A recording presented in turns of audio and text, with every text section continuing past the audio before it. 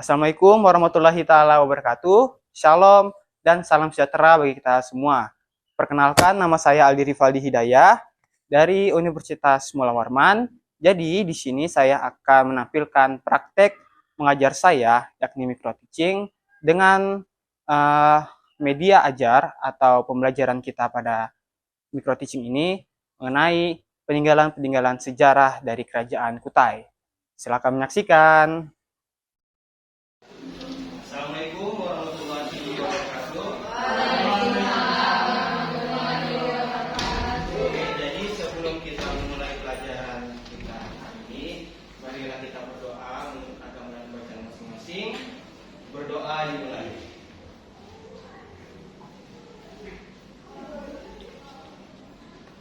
Berdoa selesai. Oke, anak-anak, gimana kabar kalian hari ini? Baik. Gimana suasana lebaran kalian? Masih meriah nggak?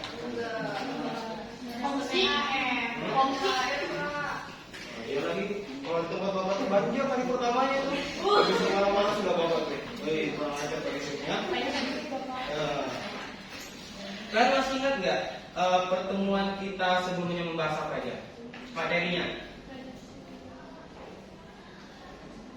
Atau lupa kan? Lupa Pak, mulai dari jaya ya Pak, lupa. Selalu lupa nggak? Jadi untuk pertemuan kita masih membahas kerajaan Kutai. Cuman di sini kita akan membahas peninggalan sejarahnya. Jadi anak-anak, setelah kita membahas sejarah dari kerajaan Kutai, untuk pertemuan kita kali ini kita akan membahas peninggalan sejarah kerajaan Kutai kuno. Nah, Bapak mau tanya ke kalian, apa aja sih peninggalan kerajaan Kutai kuno selain Yupa itu? Prasasti Bapak.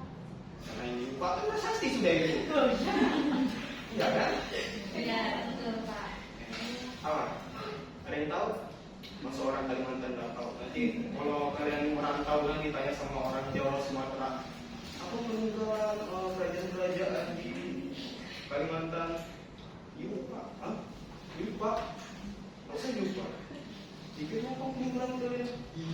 Nah, jadi di sini kenapa kita membahas peninggalan sejarah kerajaan Kutai kuno supaya kita bisa membuka insight baru bahwasannya kerajaan Kutai kuno itu peninggalannya bukan anu aja, bukan Yupa yang apa lonjong ada tulisan itu awal sih. Jadi tujuan pembelajaran kita ini supaya kalian bisa menyimpulkan, menganalisis dan mengomunikasikan kembali peninggalan-peninggalan dari kerajaan Kutai kuno itu sendiri. Nah, peninggalan sejarah kerajaan Kutai kuno ini sudah mau bahas. Jadi langsung ke pembahasan pertama, yakni situs Goa Gunung Pombeng. Nah, situs Goa Gunung Pombeng ini letaknya itu berada di Kutai Timur, di Kecamatan Wahau. Nah, jadi sejarahnya penemuan kembali arca-arca ini berita awalnya itu pada tahun 1895 ketika Letnan Jenderal Belanda, siapa namanya Pak? Van der Staal, dalam suratnya kepada Direktur Batavia Spinoza pada kunjungannya ke Kutai. Jadi dia ketemu Sultan Kutai itu. Jadi Sultan Kutainya kan pamer kan, beda-beda. Ada kepala kuda 3 biji. Ini sesuai dengan namanya ceritanya. Jadi Sultan Kutai itu memperlihatkan 3 kepala kuda tuh, dan si Van der Staal ini mencatat bahwa di daerah Kutai terdapat beberapa arca. Walaupun belum ditemukan ya, cuma sekedar beritanya dari Sultan Kutai. Nah, kemudian pada tahun 1922 ada namanya penelitian dari Belanda melakukan ekspedisi namanya Midden-Ols Borneo ekspedisi, ditemukan sekitar belasan arca di Goa Gunung Pombeng. Nah, ini fotonya. Nah, termasuk di dalamnya, kalau kita mau lihat arca Goa Gunung Pombeng yang masih ada di Indonesia itu di Museum Jakarta itu ada 3 ya, yakni arca Mahadewa. Mahadewa ini maksudnya Dewa Siwa. Vajrapani ini sosok pelindung dari Buddha. Kalau Nadi Suara ini ibaratkan yang namanya apa namanya patung besar yang di depan pintu-pintu itu? Ada yang tahu? Patung-patung besar yang di depan candi gitu. Apa nih? Dua pala ya. Nah, jadi dari suara ini ibaratkan dua pala di kuil Hindu di masa zaman dulu. Nah, ini fotonya nih. Yang sana Mahadeva Siwa, ini Ganesha, ini Vajrapani. Oke, selanjutnya kita membahas. Nah, ini juga nih gambar-gambar ini bisa ditengok ya. Oleh ini Ganesha, ini Kartikeya, ini apa namanya arca kerbau, ini apa? Nah, ini juga ini terakota dari Banaspati ditemukan di Sulu, misalnya Kutai, Borneo, koleksi dari Jakarta Museum. Ya. Nah, untuk materi kedua kita membahas arca perunggu dari Kota Bangun. Nah, dari sini kita lihat ini arca apa nih? Buddha ya? Ya.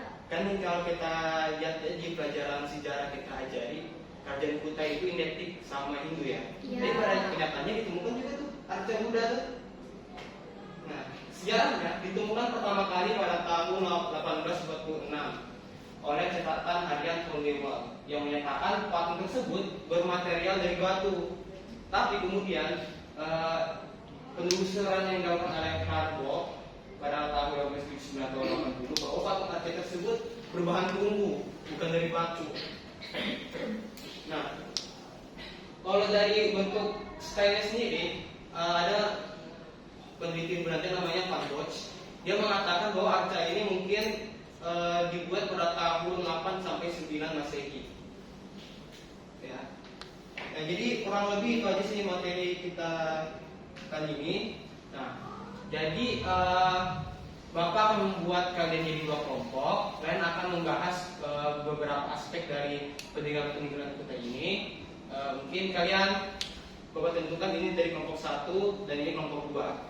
Sebelum memulai presentasi kalian atau diskusi kalian, tolong tentukan dulu nama kelompok sama ketua kelompoknya. Ibu silakan tentukan dulu. Apakah ketua kelompoknya kah? Apa nama kelompoknya? Udah, Pak.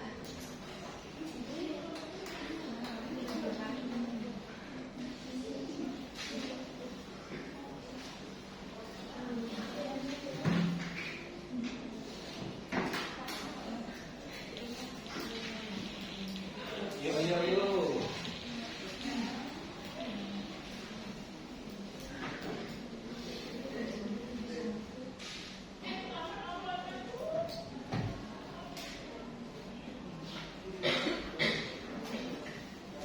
Oh ya sudah. Gimana? Kelompok 1 siapa? Anggotanya, ketua kelompoknya sama nama kelompoknya. Ya. Biar kita ngomong ya.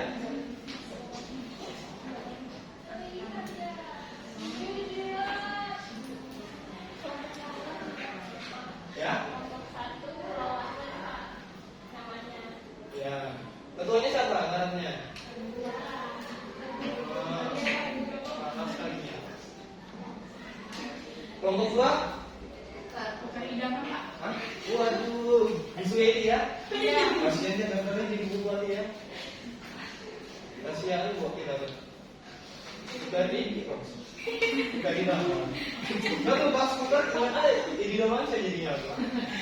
Dari nama ketuanya siapa? Semua. Ya, itu Bapak sudah kasih jalannya ya. Materi-materinya sama soalnya silakan dibaca dan diskusikan ya. Buka di grup. Oke.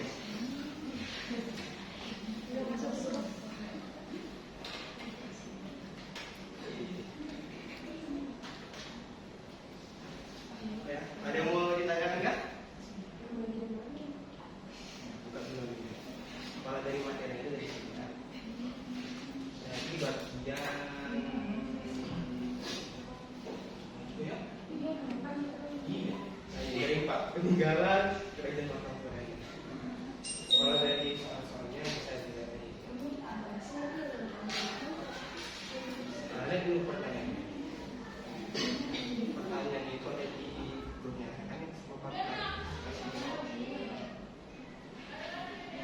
Sebelah dia mau tanyakan juga kesulitannya apa?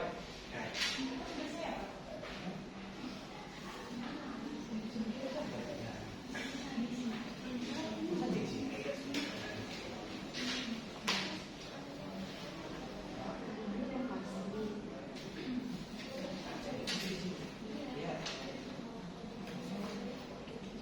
Jadi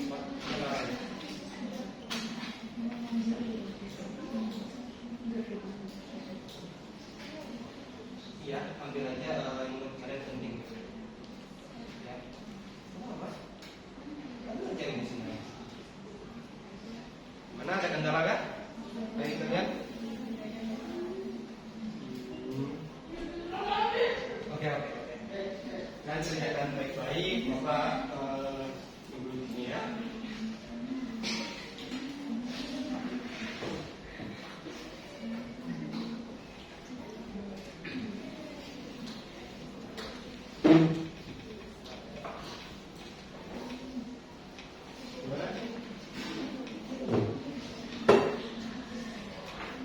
Nanti diskusikan aja ya sama kelompoknya ya, jangan sibuk sendiri atau apa. Nanti nggak paham, cuma kok ngajar nanti marah nanti ya.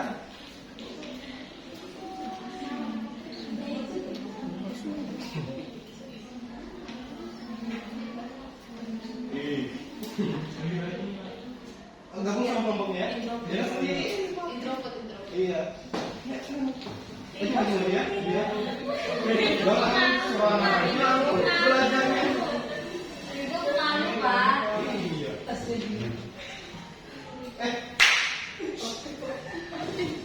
Silakan yang mau bagasi, jangan ya. Cici.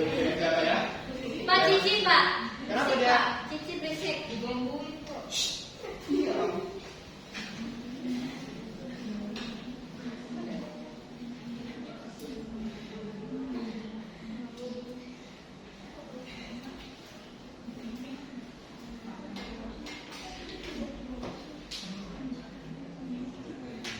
Ya, ada kendala kan?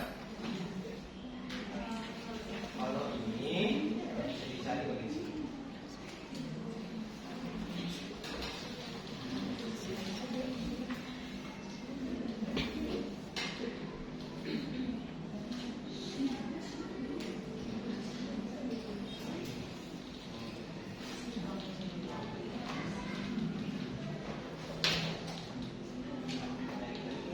Yang simpulkan apa yang ada?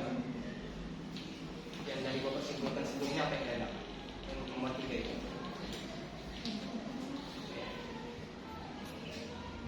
Baca dulu nomor 2. Nomor 2 itu nanti ada sangkut pautnya dengan nomor 3. Jadi baca aja dulu ya. Gimana? Ada kendala kan? Gimana? Kalau untuk nomor 2 bisa ditulis di sini. Ya, ya namanya. Nah ini ya. Ini kalian juga perhatikan datanya. Nah ini untuk jawaban nomor 2 nanti ada kaitannya untuk nomor 3.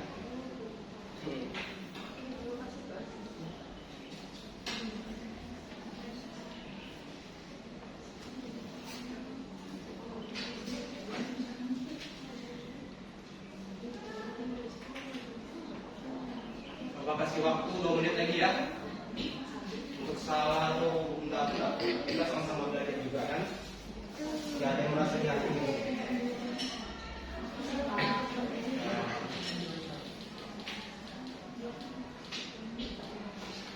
Apa soal lagi?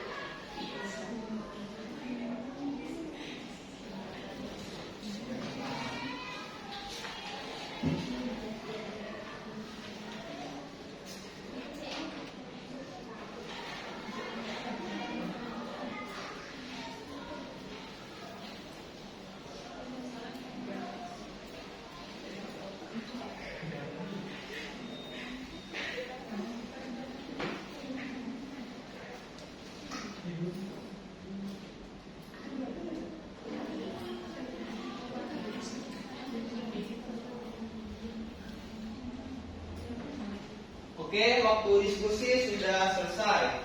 Belum, Pak. Mana? Masih satu Satu soal lagi ya. Pak. Oke, 1 menit lagi kayak gitu. Nanti kita evaluasi ya kenapa soal ini susah gitu. Nanti di akhir pembelajaran ya.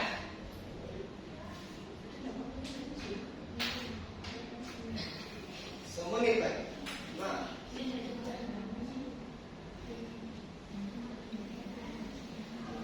Gimana batas permasalahannya?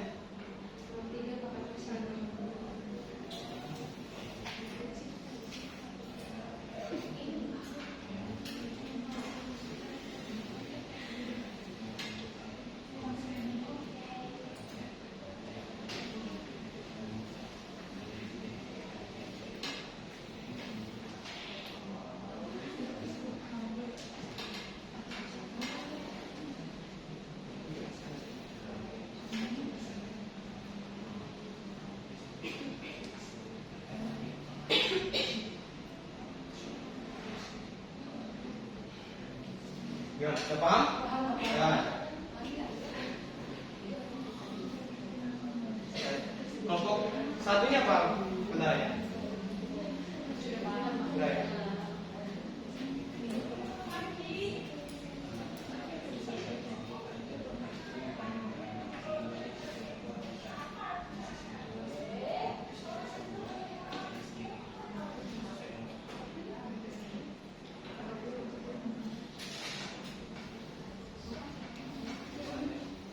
Oke, waktu sudah selesai. Silakan untuk kelompok 1 untuk memaparkan hasil diskusinya duluan. Untuk semua murid-murid saya tolong hadap ke depan, perhatikan temannya untuk menghasilkan, untuk melihatkan hasil pemaparan diskusi mereka. Ya. Kelompok 1 dipersilakan. Siapa? Saya bukan di namanya.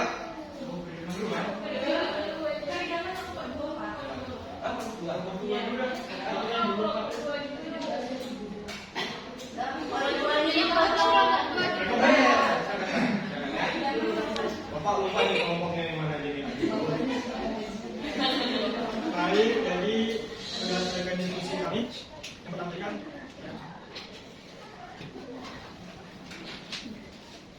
lokasi dan tempat di mana saja meninggalkan kayu berada. Jadi di sini kami menemukan organisasi lokasi di Gua Kombeng, Kutai Timur. Kemudian yang nomor 2 itu perbedaan karakteristik kaca-kaca yang ada di Kutai dan wilayah lainnya, yaitu kaca-kaca yang terdapat di Gua Kombeng lebih cenderung memiliki bentuk wajah yang lebih oval dibandingkan di wilayah Indonesia dan di luar Indonesia, yang menandakan bahwa kampung itu dibuat oleh masyarakat lokal. Kemudian juga karakteristik kehidupan sosial budaya yang terjadi dari kaca yang kita, yaitu bahwa di kerajaan kita ternyata masyarakatnya memiliki kedudukan kepercayaan yang berbeda. Kemudian juga mereka memiliki inisiatif yang kuat, keagamaan yang kuat, dan memiliki struktur kehidupan sosial yang sama. Terima kasih untuk kelompok 2. Mungkin kelompok 1 bisa maju.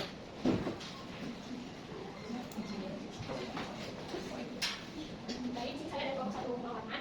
Kami membahas tentang pertanyaan lokasi dan tempat di mana saja peninggalan arca kerajaan Kutai Timur berada, yaitu berada di situs Gua Gunung Kombeng, Wahau. Di tempat itu ada arca Tamianu, Kota Babun, dan nama namanya itu. Nah, terus yang kedua, perbedaan karakteristik arca yang ada di Kutai dengan wilayah lainnya. Itu berdasarkan pandangan kameramen dan kawan-kawan, dikutip dari Iza menyatakan arca yang terdapat di Gua Kombeng lebih cenderung memiliki bentuk wajah yang lebih oval dibandingkan wilayah Indonesia dan luar Indonesia yang menandakan bahwa kasus tersebut dibuat oleh masyarakat lokal. Ditambah lagi, menurut Sulaiman, batu-batu tersebut memiliki kesamaan corak dengan batu yang tengah. Namun hanya terlihat lebih tipis. Kendati demikian, bentuknya sudah lebih kasar dan tidak seperti itu. Terima kasih. Terima kasih untuk kelompok 2 dan 1 yang sudah memaparkan hasil diskusi mereka tadi. Jadi kesimpulan dari Bapak aja ya. Jadi intinya pembelajaran kita kali ini kita sudah membuka pandangan baru bahwa kerajaan Kutai itu ternyata bukan orang Hindu aja di situ, tapi ada orang Buddha. Dibuktikan dari arca Buddha perunggu yang ditemukan di Kota Baru. Dan juga orang-orang Kutai sudah bisa membangun atau membuatlah arca-arca mereka sendiri. Dan itu terlihat dari ukiran-ukiran arcanya. Pertama, ukiran arcanya lebih tipis dan bentuk dari tangannya, kaki dan kepalanya itu tidak proporsional. Itu menandakan bahwa sudah ada mahat tradisional atau lokal yang ada di tanah Kutai.